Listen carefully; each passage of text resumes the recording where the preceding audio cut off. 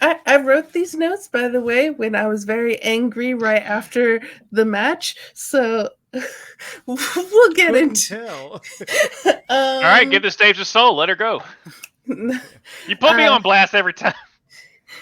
U.S. lose to Panama 2-1, and this game broke me.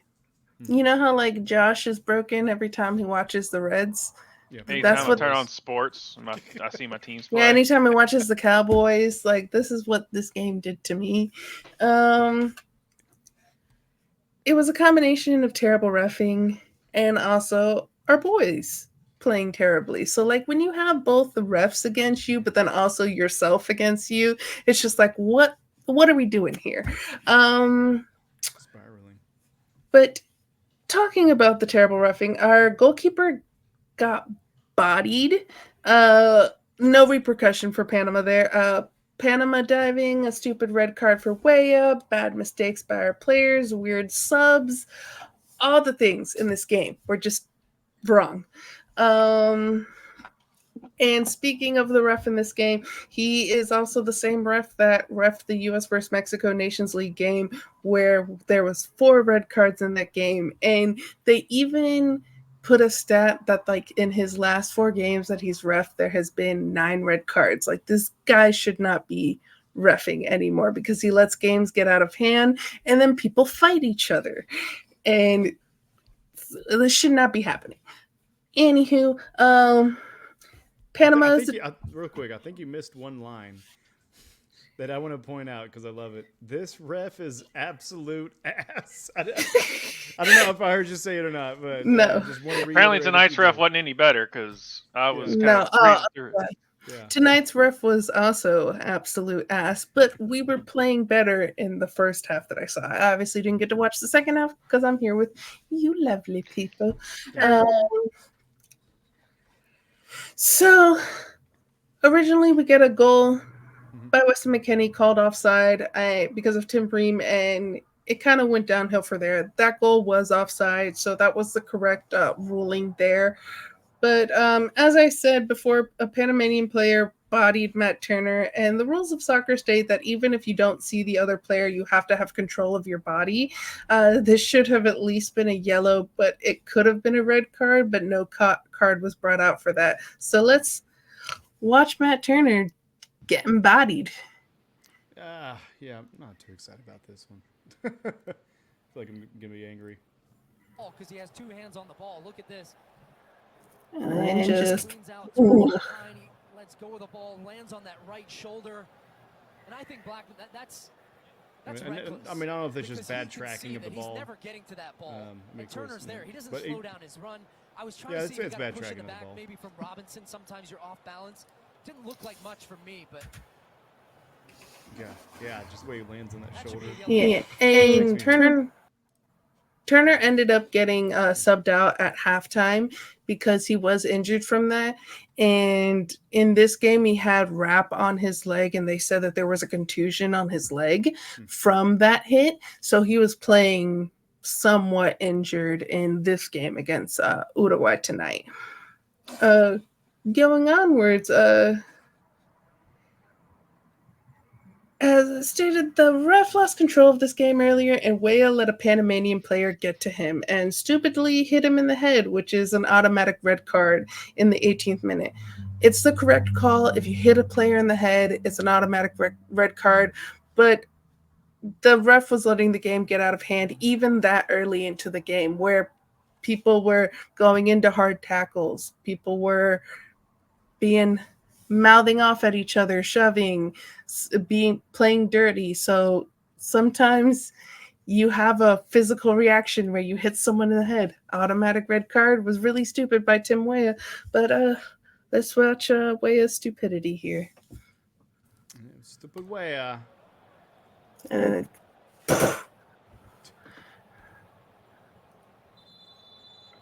Box. TV show. Right? Is that what he's doing? Right, he's reviewing something. Yeah, that was the hit at the beginning. There you go. Show the replay, we could actually hear him from where we're standing. All right, they're not going to let us. So, but yeah, Before right there. Clear as day. It's a red. Yeah, it's a red. Like, how are you going to call that or not?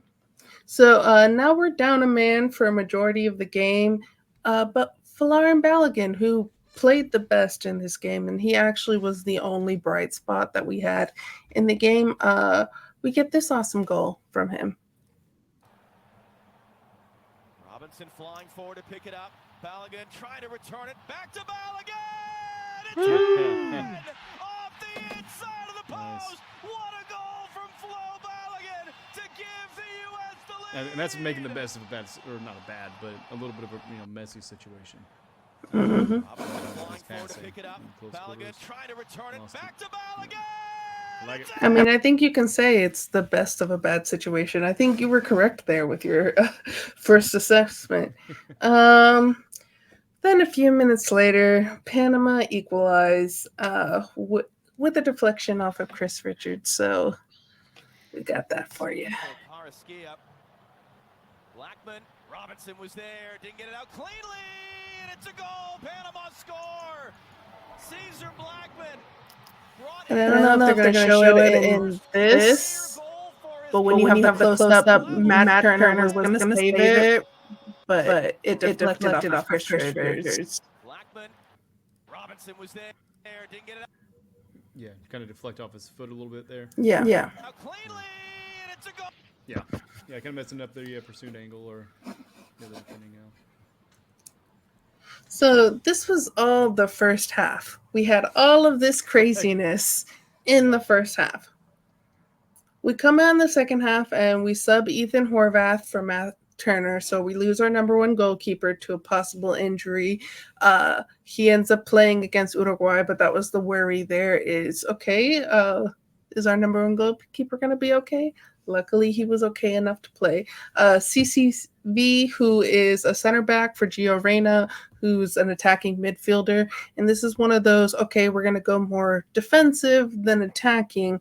And this is one of those, okay, we're going to park the bus, but that's a bad thing. We could have been more attacking in this game, and we could have won, but we decided to be more submissive by being more defensive.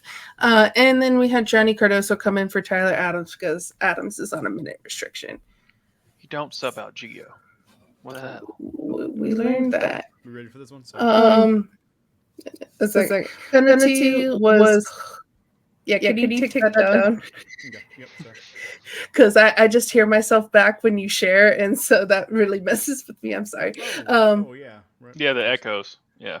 A penalty for some reason, you're fine, but anyway, go ahead. Yeah, a penalty was called on behalf of Panama from CCV, but was overturned by VAR. The Panamanian was diving and should have been booked for simulation, but that didn't end up happening. But we luckily were like, okay, we're saved here. But Panama give us the death blow in the 83rd minute with their second goal. Let's try this. I'm still going to share the system. For Murillo lobs it up in the air. Robinson got to be careful. It's knocked away by Ayarza. Hooks it back in the middle. It did. Panama score. And it's one of those would Matt Turner be able to save that? Maybe, probably. But he had good position and a good reaction, but just like, that's just a good Just no one in the midfield just had any care to react. They were just watching the ball the whole time. And part of it is because they were tired. When you park the bus, that means that you're defending off the ball a lot. And a time when you can actually rest on the field is when you are in possession of the ball, when you're a team. So you're not running as much and trying to defend.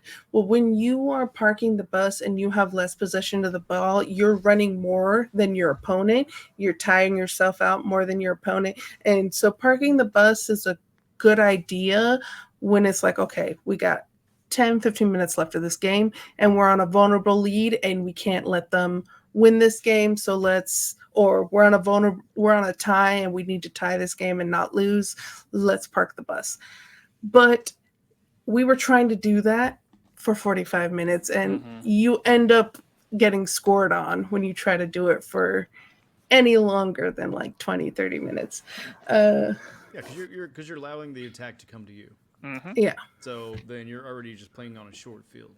Mm-hmm. Yeah. And I mean, and with as good a passing as they had in that last shot there, you're going to have those quick goals. Yeah, I mean Turner. I mean, yeah, he could have went maybe straight up instead of going backwards.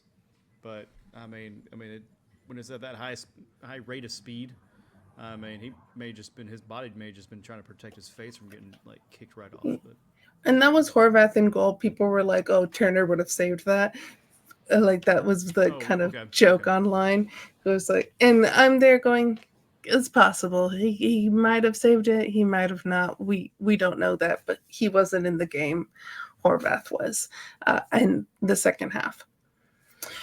One thing of talking about our boys, and I hate this conversation because a lot of people have been talking about our boys and their mental toughness, and I like to defend our boys because they were young, but they're not so young anymore. And I have to tend to agree now with the criticism about mental toughness.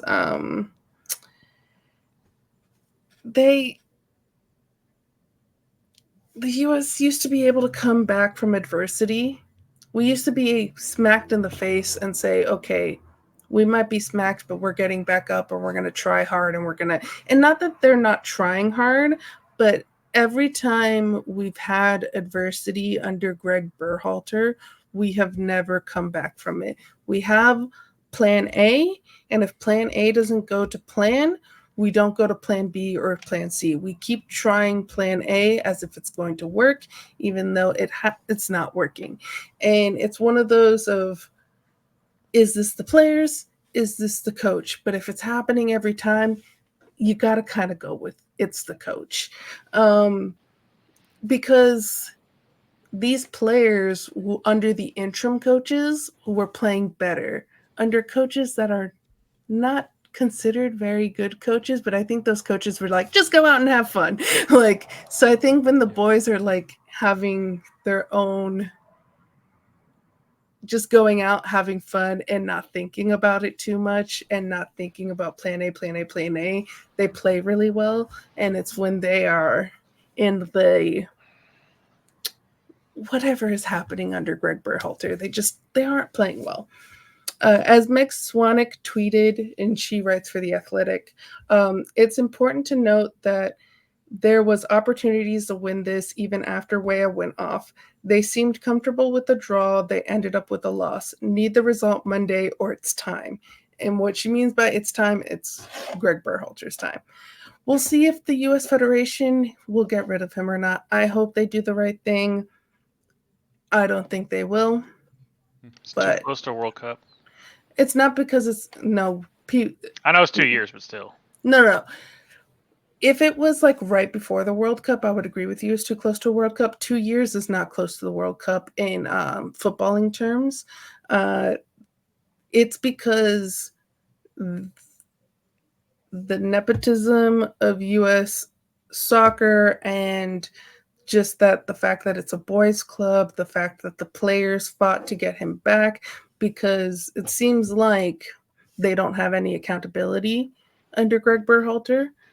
Whereas if you had a different coach, they wouldn't allow them to be playing like this or having stupid red cards like Tim Weah in this or Serginho Dest versus Trinidad and Tobago. So it's one of those that Gregg Berhalter's on the hot seat. The fans don't want him anymore. He's lost the fans. And every other serious footballing nation, when you lose the fans, the coach gets fired. But in the U.S., it's not that way. Let's get Jason Sudeikis on the phone. Let's get Ted Lasso over there. Fix this whole thing, guys. I got it. I got the plan. No, and most of the time, yeah. If it's time for a change. Yeah. When it comes to mental toughness, that's the inmates running the asylum. It's because there's no accountability. There's nobody. The culture's lost. You've lost, and I don't know if he's lost. He obviously they wanted him there, so I don't know about losing the locker room. But when you see teams that lack mental toughness, yes, there might be a few players that just you can't help it. It just they'll never get there.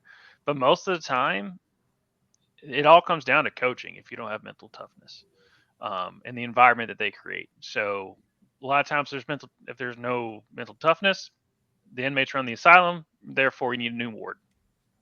Mm-hmm. There we go. I don't know. I was going to try to make a joke or a quote from Shawshank Redemption, but I can't think of one right now. Nice. With your asylum deal, more coffee. Yeah. But yeah, no, like how we talked about on the private side, so it's been 6 years, correct? Right? Yeah, 6 years under Greg. him. I mean, that's enough time to know what you're going to get in 2 years. Mm-hmm. So let's just cut the cord now, give somebody else a shot and opportunity to kind of step up and prove their worth. Who that may be, who knows. I would love if we just threw all the money at the Canadian coach to come back to the U.S., but I think he's happy where he's at. But yeah, with this, you come with the asylum and the them running it, but there's also just complacency that seems to be running rampant with it. Yep. He may have the locker room because they like him because they're buddies. But, yeah, that's exactly it. In leadership positions, you can't be friends with everybody. Like, you have to lead. You have to make decisions. You have to have tough conversations. You have to be, set that example. And if you're just trying to appease to their emotions or, just them liking you, instead of you just being, maybe, applying a little bit more accountability, like you said earlier, I think that's the perfect word for it. Accountability, but, just discipline. Then don't expect any championships anytime soon. I'd like to look at Bill Belichick because a lot of them probably don't like him as a person or a coach, but they respect the hell out of him, and they ran through walls for that guy and won, several championships. So hopefully, there's maybe a younger coach or something, that's kind of in the works that, maybe not overcorrects, or over course correct, where it's like, okay, if they're too soft, we need to get them in shape, and then, just, go the, too far the other direction, but, maybe just something a little bit closer to center. So these boys can have a fighting chance, and I mean, they're all going to probably have a little bit of a new start. So hopefully we really see the proof in the pudding with a coaching change and see, okay, who's really here for the right reasons, and who's willing to be tenacious and honestly even be a leader on the field. LeBron James showed us that and Peyton Manning, you don't necessarily need a coach. You just need someone that a good leader. That's not always off the field. So maybe and we kind of saw that with the interim coaches. I would joke that the coaches aren't actually coaching; it was the players just going out and playing. But yeah, Gregg Berhalter, those first 4 years, he did the bare minimum of what a U.S. coach is supposed to do, which is win in our confederation and then get out in the round of 16 at the World Cup. Right now, I would argue that he's doing worse than the bare minimum. We've got embarrassed by Trinidad and Tobago. We almost got embarrassed by Jamaica, which an own goal by Jamaica saved us from actually being able to qualify for the Copa America. We now are grouped on home soil in the biggest tournament until the World Cup. This was our preview for the World Cup in 2026. We have proven that we haven't been able to beat a big team under Gregg Berhalter. We've tied England. That's the best that we've done. But we haven't had a signature win under Gregg Berhalter. And if we want to go do well on home soil in 2026, we need to find a way to beat one of the big dogs. Like in Confederations Cup, we beat the Spain, who hadn't lost in, I think it was like 2 years at the time, and had won back-to-back Euros and won the World Cup, and we beat them in Confederations Cup. And our players arguably are way less skilled back then than they are now. Our players are so much better now than they were before, but we're not playing at the level that we used to. Especially with Captain America, Gio, we all saw him. That team is not a bunch of scrubs. Like, they can compete at the high level, and they just don't. They just go out there and just do what they think that they need to do instead of dominating. So they're not sitting in the passenger side of their best friend's ride? Trying to holler at me. Oh, none of them hollered at me. So